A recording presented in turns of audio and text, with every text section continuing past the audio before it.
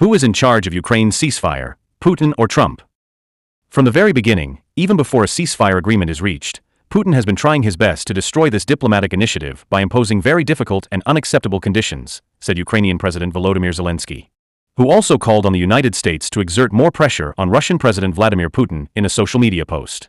From the very beginning, even before a ceasefire agreement is reached, Putin has been trying his best to destroy this diplomatic initiative by imposing very difficult and unacceptable conditions, Zelensky said. Last Thursday, Putin claimed to have started a truce in a news article, but he had a lot of questions regarding the specifics. Putin questioned the truce in Kursk. The Ukrainian port had been overrun by Russian forces 6 months prior. Ukraine had been freed from Ukrainian rule by Russia. During the Kursk ceasefire, Putin charged Ukraine with committing heinous crimes against civilians. Kiev attributed this to Putin.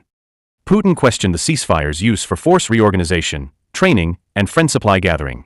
However, he stated that he would take advantage of the same chance to address his issues.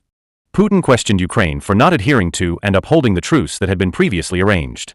In a meeting with journalists the following day, the Russian president directly addressed the questions, asking, who will find out whether someone is violating the ceasefire agreement and where exactly?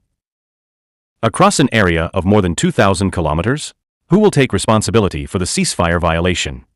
He stated that Ukraine is sufficient to ensure that the ceasefire is being properly observed at sea and in the air, but that the European and American surveillance and intelligence capabilities will be required to ensure that the ceasefire is being violated on the front lines. Ukraine thinks that the problems Putin brings up can be solved. The problems Putin does not like will be harder to agree on. According to Putin, the crisis's underlying causes need to be addressed. He has expressed his disapproval of the NATO alliance's growth in this statement. Putin also opposes Ukraine's status as a sovereign independent nation.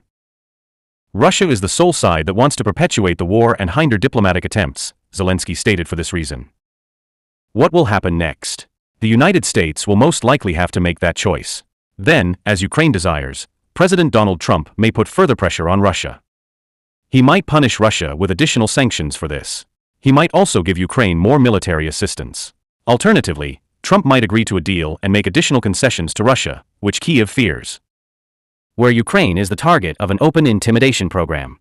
Zelensky urged the West to exert pressure on Russia for this reason, citing Putin's time-lapse technology on numerous occasions. The United States has been increasing its diplomatic efforts in foreign matters during his second term in office. In addition, he is working to halt the conflict in Ukraine. However, he must contend with the Kremlin's influence this time, and subduing it is likely to be challenging. The Concert of Europe was its name. For a while, though, this system was subject to a number of disruptions. This structure was shaken by the nationalist revolutions that occurred throughout Europe in 1848.